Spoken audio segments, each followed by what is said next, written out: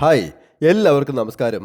രാവിലത്തെ ഗുസ്തിപിടുത്തമൊക്കെ കഴിഞ്ഞ് ഡെറ്റോൾ സോപ്പിട്ട് ഉരച്ച് കുളിപ്പിച്ച് ഈ മുതലിനെ ഒന്ന് റെഡിയാക്കി എടുക്കുകയാണ്. അപ്പേ ഓക്കെ അല്ലേ അപ്പേ? നമ്മൾ കുളിച്ച് കുട്ടപ്പനായി മുടിയൊക്കെ ഈരുമ്പോൾ ഈ മുടിയൊക്കെ ചുറ്റിപ്പിടിച്ചിരിക്കുന്ന ചീപ്പിനെ ആര് കുളിപ്പിക്കുമല്ലേ സിദ്ധു? എൻ്റെ അപ്പേ ലോക്കിടാനുള്ള ഓട്ട ഇതിൻ്റെ അകത്ത് ഏതാ? അയ്യോ, ഓട്ട മാറിപ്പോയി അപ്പേ. 4ാം ക്ലാസ്സിൽ പഠിക്കുന്ന കൊച്ചിനെ കൊണ്ട് ചെയ്യിപ്പിക്കുന്ന പണിയാണോ ഇതെല്ലാം? അപ്പേ മുഹൂർത്തമായി ഇറങ്ങാം. പുതിയ സാരിയൊക്കെ എടുത്ത് ചുന്ദരിയായിട്ടുണ്ടല്ലോ. ചുച്ചു. ഈ കോഴിക്കുഞ്ഞുങ്ങളെയൊക്കെ ഒന്ന് കയറ്റിയിരുത്തി ഡോർ അടച്ചിട്ട് വേണം എനിക്കൊന്ന് റെഡിയാവാൻ, ഇല്ലേ ചാടിപ്പോയാലോ. പ്രസന്റ് ടീച്ചർ, ഇന്ന് ഞങ്ങൾ പോകുന്നത് ഒരു കുഞ്ഞു കല്യാണം കൂടാനാണ്. ക്യാമറാമാൻ സിദ്ധു ആയതുകൊണ്ട് ഫ്രെയിമിൽ പലതും കയറി വരും, കാര്യമാക്കണ്ട കേട്ടോ. എന്തേലും മിണ്ടി പറഞ്ഞു പോകാമെന്ന് പറഞ്ഞപ്പോ സിദ്ധു ഉഷാറായി. 5 ഡൈനോസറിന്റെ പേര് പറഞ്ഞു. 5 ഡൈനോസറല്ലേ? ട്രൈസെറാടോപ്സ് അപ്പൊ ഇത് ട്രൈസെറാടോപ്സ് അല്ല, ട്രൈസെറാടോപ്സ്, ടീറക്സ്, ആങ്കിലോസോറസ്, സ്റ്റെഗോസോറസ്. 4 പാസ. ടെറോഡാക്ടൈൽ. സിദ്ധുവിനെ പറ്റി എന്താ അഭിപ്രായം?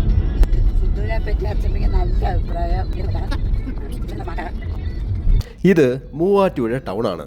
ഇവിടുന്ന് ചവിട്ടി വിട്ടാൽ 1.5 മണിക്കൂർ കൊണ്ട് കല്യാണം നടക്കുന്ന അമ്പലത്തിലെത്താം. ഒരുപാട് പച്ചപ്പും ഹരിതാഭയുമുള്ള നാടാണ്.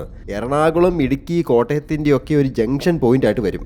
ഈ റോഡിൻ്റെ അപ്പുറത്തും ഇപ്പുറത്തും ഇങ്ങനെ വെയിലറിയാതെ തണലും തണുപ്പുമായി വണ്ടി ഓടിക്കാൻ തന്നെ ഒരു സുഖമാണ്. സിദ്ധുവിൻ്റെ കൂടെ എവിടെയെങ്കിലും പോയാൽ ഞങ്ങൾ ചർച്ച ചെയ്യാത്ത വിഷയങ്ങളില്ല. കുറച്ചു കാലമായി അവന് വണ്ടികളോട് കുറച്ച് ക്രേസ് കൂടുതലായതുകൊണ്ട് വഴി കാണുന്ന സകല വണ്ടികളുടെയും ബ്രാൻഡും ചരിത്രവും ഒക്കെ ചോദിക്കും. ഉത്തരം കിട്ടിയില്ലേ, ഇത്രയും പ്രായമായിട്ട് ഇതൊന്നും അറിയത്തില്ലേ, നാണമില്ലേ എന്നൊക്കെ ചോദിച്ച് എന്നെ അവൻ അങ്ങില്ലാണ്ടാക്കി കളയും. ഷോ, എന്ത് രസമല്ലേ ഈ വഴിയൊക്കെ. ഇത് മൂവാറ്റുപുഴ പാമ്പാക്കുട പിറവൻ റൂട്ടാണ്. ഇന്ത വഴിയിലാണ് അരീക്കൽ വെള്ളച്ചാട്ടം ഉള്ളത്. മഴക്കാലത്ത് ഒന്ന് കയറി ഇറങ്ങാൻ പറ്റിയ സ്ഥലമാണ്. ഒന്ന് നോട്ട് ചെയ്തോ. ക്യാമറാമാന്റെ മുമ്പിൽ ഒരു ഇര വന്ന് വീണു. അപ്പേ ദേ സിട്രോൺ കാറ് പോണു. അത് ഫ്രഞ്ച് ബ്രാൻഡാണെന്നും അതിൻ്റെ അറിയാവുന്ന കുറച്ച് ഫീച്ചേഴ്സും പിന്നെ അവനെ തൃപ്തിപ്പെടുത്താൻ കുറച്ച് കയ്യിൽ നോക്കിയിട്ട് തൽക്കാലം ഞാൻ രക്ഷപ്പെട്ടു. നമ്മളെ ഇഷ്ടപ്പെടുന്നവർ ഒത്തുകൂടുന്നിടത്ത് നമ്മളും ഉണ്ടാവണ്ടേ. ആൻറ്റിയുടെ മോൻ്റെ കല്യാണമാണിന്ന്. ഒട്ടും ആഡംബരമില്ലാതെ കുടുംബക്കാർ മാത്രമായി ഒരു കുഞ്ഞു കല്യാണം. അമ്പലത്തിൽ വന്നാൽ ആദ്യം ഒന്ന് വലം വെക്കണമെന്നാണല്ലോ നാട്ടു നടപ്പ്. വലം വെക്കുന്നതിന് നടക്കണം എന്നൊന്നുമില്ലല്ലോ. മെച്ചിങ്ങി ഇങ്ങനെ തട്ടിക്കളിച്ച് വർത്താനമൊക്കെ പറഞ്ഞ് അങ്ങ് പോയാലും മതിയല്ലോ. അടയാളപ്പെടുത്തുക കാലമേ, ഇത് ഘടികാരങ്ങൾ നിലയ്ക്കുന്ന സമയം. വാളകം അമ്പലത്തിൽ സിംഹരാജാവ് എഴുന്നള്ളുന്നു. ഇങ്ങനെ ഓടിത്തളർന്ന് വിയർത്തൊഴുകി വേണം ഭഗവതീനെ കാണാൻ. അപ്പോ ദേവിക്ക് നമ്മളോട് ഇത്തിരി ദയ തോന്നി കാര്യമായിട്ട് അനുഗ്രഹിക്കും. ചെക്കനും പെണ്ണും വരുമ്പോഴേക്കും ഞങ്ങളൊന്ന് കയറി തൊഴുതു. ഹൗ അമ്മേ ദേവി, പറഞ്ഞതൊന്നും മറന്നേക്കല്ലേ. കുറേ കാലത്തിന് ശേഷം കണ്ടപ്പോൾ സന്തോഷത്തോടെ മിണ്ടാൻ ഒത്തിരി പേര് വന്നു. പുതിയ വീഡിയോ ഏതാണെന്ന് ദൂരേന്ന് പിള്ളേര് വിളിച്ച് ചോദിക്കുന്നുണ്ട്. സിദ്ധുവിന് കണ്ടവും കാവും ഒക്കെ ഒരുപോലെയാ. തലങ്ങും വിലങ്ങും ഓടണം, പക്ഷേ ഒരാൾ പിറകെ വേണം എപ്പോഴും. സിദ്ധു ചാടലേ. അപ്പേ ഈ ദൈവത്തിന് മഞ്ഞപ്പൊടി മാത്രം മതിയോ? മുളക് പൊടിയും ചിക്കൻ മസാലയൊന്നും വേണ്ടേ? ഇതുപോലത്തെ വള്ളിയില് മൗഗ്ലിയൊക്കെ തൂങ്ങിയാടുമ്പോൾ പൊട്ടി താഴെ പോകില്ലേ അപ്പേ? ഓ എന്തൊരു മണം. കുറേ നാളുകൂടി കുറച്ച് ബന്ധുക്കളെ കണ്ടപ്പോൾ സരളാദിവാകരൻ്റെ മുഖം തെളിഞ്ഞു. അപ്പേ ചെക്കനും പെണ്ണും വന്നു. ചെക്കനും പെണ്ണും അകത്തേക്ക് കയറുമ്പോൾ ക്യാമറയും കൂടെ കയറട്ടെ. 5-8 വർഷത്തെ പ്രണയം പൂത്തൊലഞ്ഞ ദിവസമാണെന്ന്. അപ്പേ ഇവരൊക്കെ കല്യാണത്തിന് വിളിച്ചിട്ടാണോ കയറി വരുന്നേ? കുടുംബക്കാർ മാത്രമേ വിളിച്ചിട്ടുള്ളൂ എന്ന് പറഞ്ഞിട്ട് ഇത് കുറേ ഉണ്ടല്ലോ. സദ്യ വിളമ്പുന്ന ഓഡിറ്റോറിയം ആദ്യം കണ്ടുപിടിക്കട്ടെ. സിദ്ധു ഏറ്റവും പിറകിൽ നിൽക്കുന്നത് നല്ലത്. താലികെട്ട് കഴിഞ്ഞാൽ ഉടൻ നമ്മൾ ഓടി സീറ്റ് പിടിക്കണം കേട്ടോ. അച്ചമ്മ എങ്ങനെയും വന്നോളും. താലികെട്ട് കഴിഞ്ഞോ? അങ്ങനെ മുഹൂർത്തമായി. ചെക്കൻ മാലയിട്ടു, വിട്ടുകൊടുക്കാതെ പെണ്ണും മാലയിട്ടു. അപ്പേ എനിക്ക് ഈ പരിപാടി ഒന്നും ഇഷ്ടപ്പെടുന്നില്ല കേട്ടോ. ബോറടിക്കുന്നു. കല്യാണം ആയാൽ ആദ്യം ചോറ് വിളമ്പണം, എന്നിട്ട് താലി കെട്ടുവോ മാലയിടുവോ എന്താന്ന് വെച്ചാൽ ചെയ്യാലോ. സിദ്ധു പരിപാടി കഴിഞ്ഞു, വേഗം വാ, ചോറിനാൻ പോകാം. എന്തിനോ വേണ്ടി എരിയുന്ന തിരിയും വിരിഞ്ഞ തെങ്ങിൻ കൊലയും സകല എണ്ണവും തിന്നാനോടി. അപ്പേ ഇവർക്ക് ഈ കിണർ ഇടിച്ചു പൊളിച്ച് ഒരു അമ്പലക്കുളം പണിയാൻ മേലെ, എന്നിട്ടതിൽ കുറേ മീൻ വളർത്തണം. ഇവിടെ തൊഴാൻ വരുന്നവർക്ക് മീൻ വിറ്റാ ഒത്തിരി പൈസ കിട്ടത്തില്ലേ? അല്ലാതെ ഈ ഭണ്ണാരത്തിലിടുന്ന ചില്ലറ കൊണ്ട് എന്ത് കാര്യം? തുമ്പിക്ക് എന്താണ് അമ്പലത്തിൽ കാര്യം? ഈ ഉറുമ്പിനൊക്കെ ബുദ്ധി ഉണ്ടായിരുന്നെങ്കിൽ തുമ്പിയോട് കൂട്ടുകൂടി അതിൻ്റെ പുറത്ത് കയറി എവിടെ വേണേലും പോകായിരുന്നില്ലേ?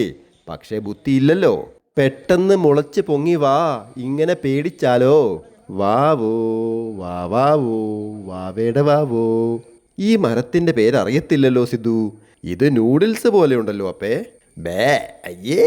പണ്ട് അപ്പ സ്കൂളിൽ പോകുമ്പോ ഇതുപോലത്തെ കണ്ണിത്തുള്ളി ഇങ്ങനെ തൂക്കും. നല്ല തണുപ്പല്ലേ. Hi hi. ഇനി കുറച്ചു നേരം കുശലം പറയാം. അവർ 8 വർഷമായി പ്രേമത്തിലായിരുന്നു. അത് ചുമ്മാ പറയുന്നതാട്ടോ.